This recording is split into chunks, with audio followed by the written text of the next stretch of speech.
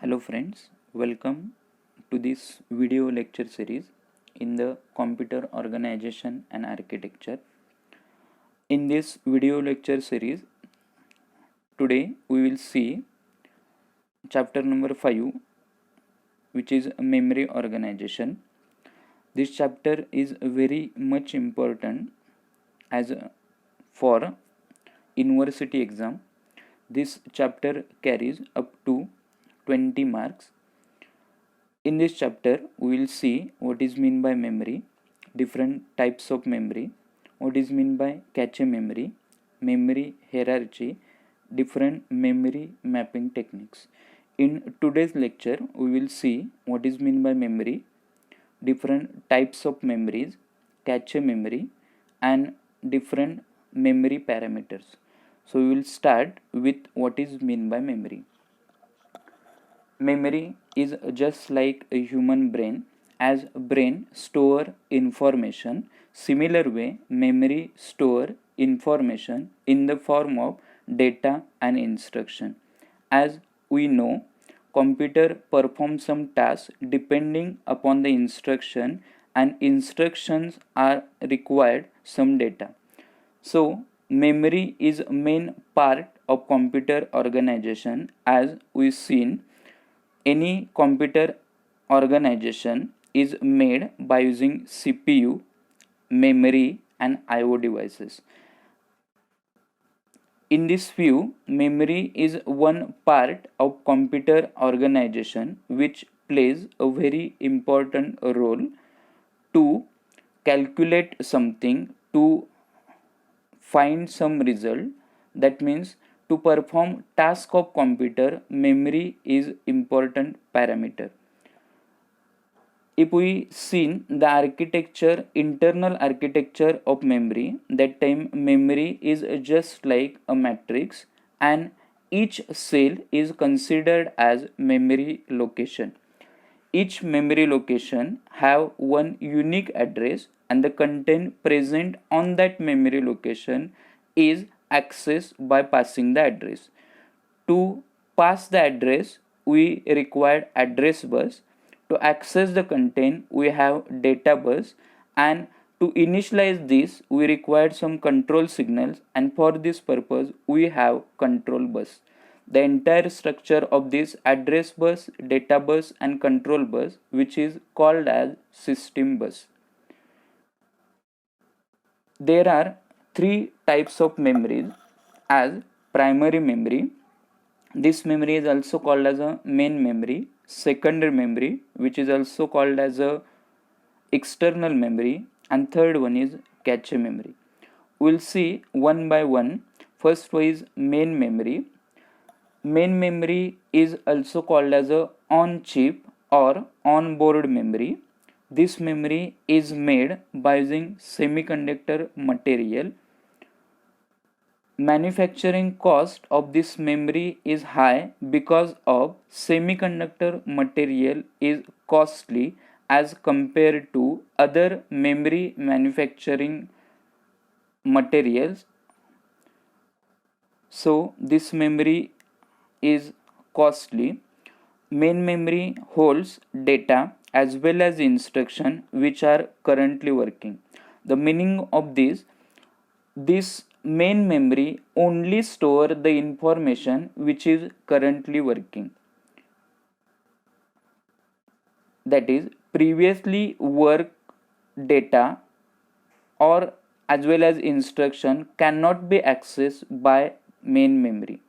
Main memory is volatile in nature. The meaning of volatile is as soon as the power is off, the content present on this memory is vanishes. This memory is small in nature. As we know, this memory is made by using semiconductor material which is costly. So this memory is very small in nature. This memory required high cost because of semiconductor material. If we compare with respect to speed, this memory have high speed as compared to secondary memory. So this memory is fast as compared to secondary memory. The example of main memory is registers. Next we will see secondary memory. Secondary memory is also called as a external memory. This memory is not present on the chip of computer, so it is called as a external memory. This memory is non-volatile in nature, means as power is off, the content present on this memory is stored as it is. That means content is stored permanently. So this memory is used to store permanent data. Permanent data means it is in the form of data as well as instruction. This memory is slow as compared to main memory because this memory is present on external board. So to access this memory we require dedicated system bus, that is address bus, data bus and control bus.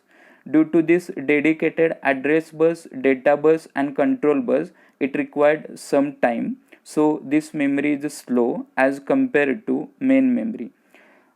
The material used to manufacture this type of memory is magnetic and optical in nature, which is less cost as compared to semiconductor material.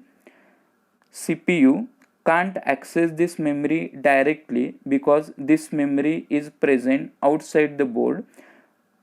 When CPU want to access this type of memory, that is secondary memory, CPU send information through this primary memory and the content present on this secondary memory is carried into primary memory, and through this primary memory CPU can access from this secondary memory.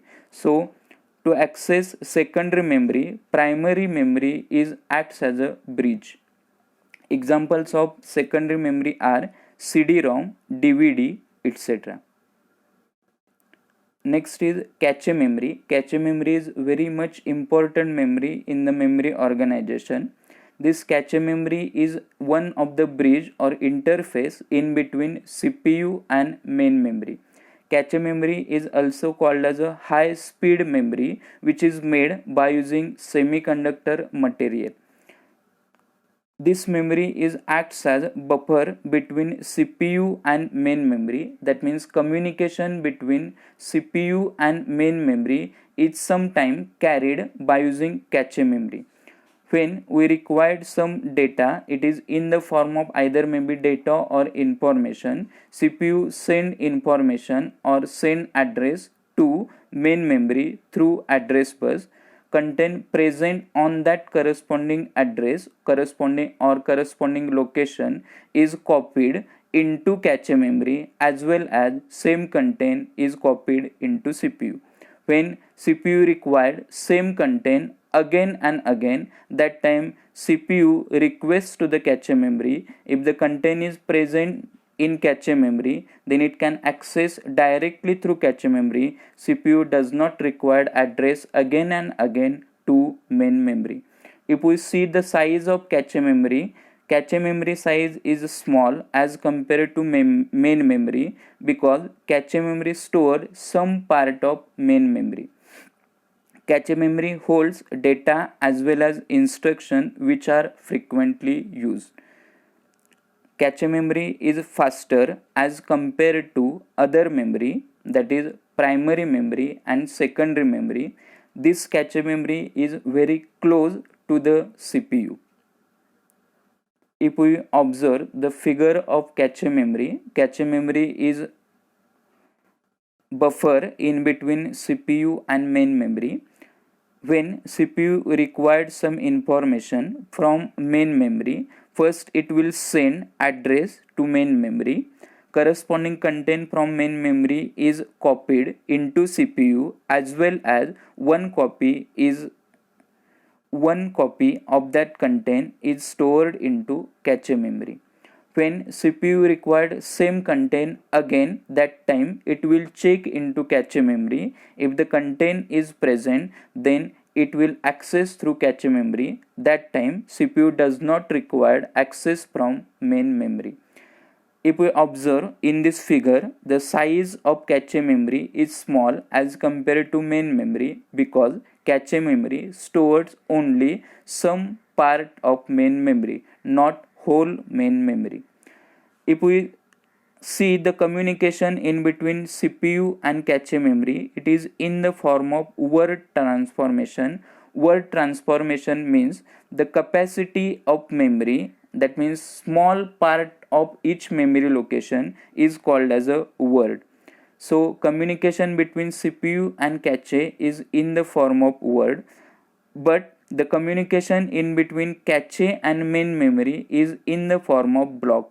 Block means number of words, that means number of memory locations, that means it may be 2, 3, 4, 5 and so on, number of memory location accessed simultaneously. So the communication between cache memory and main memory is in terms of block, but the communication between CPU and cache is always in terms of word, that means simultaneously it can access only one word. Cache memory is fastest memory in computer. Next, there are different memory parameters. These memory parameters plays a very vital role when we buy some memory in terms of RAM, ROM or any other external memory. First memory parameter is capacity. Capacity is measured in terms of word size and number of words. Let us consider one memory whose size is 64 KB, means there are total 65536 memory locations are present. To access each memory location, it have one unique address. By passing that address, we can access something from that memory location. So total number of words present in memory is considered as memory size. Also memory capacity is expressed by using word size. Each memory have different word size. For example, byte addressable memory. A memory is said to be byte addressable if each memory location can store only 8 bit or 1 byte. Next is a location, another memory parameter. Location means in which location, that is content is stored on which location of either primary memory or secondary memory or cache memory. So location means where information is stored. Access method, there are different access methods are present. We can access memory by using different methods like random access. This memory is called as a random access memory.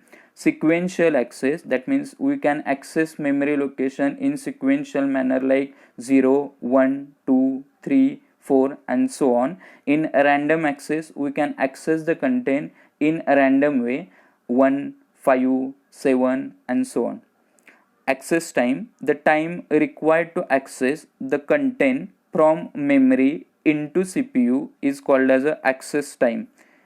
This time is calculated when any address is sent through CPU and when content is copied into processor. The time duration in between these two is considered as access time.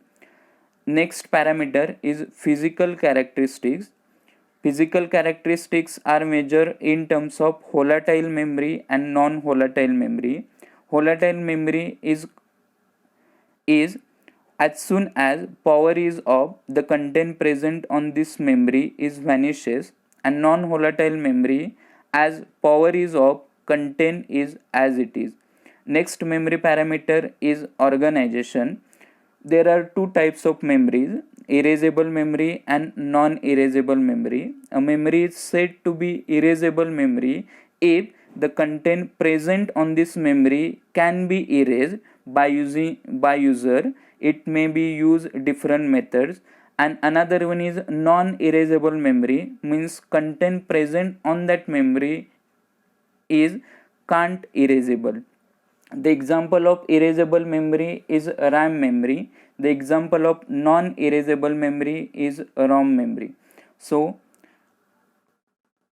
in this lecture we've seen that what is memory, different types of memories, that is main memory, secondary memory, cache memory, and different memory parameters. In next lecture, we will see memory organization, that is hierarchy of memory, and different cache memory. Thank you.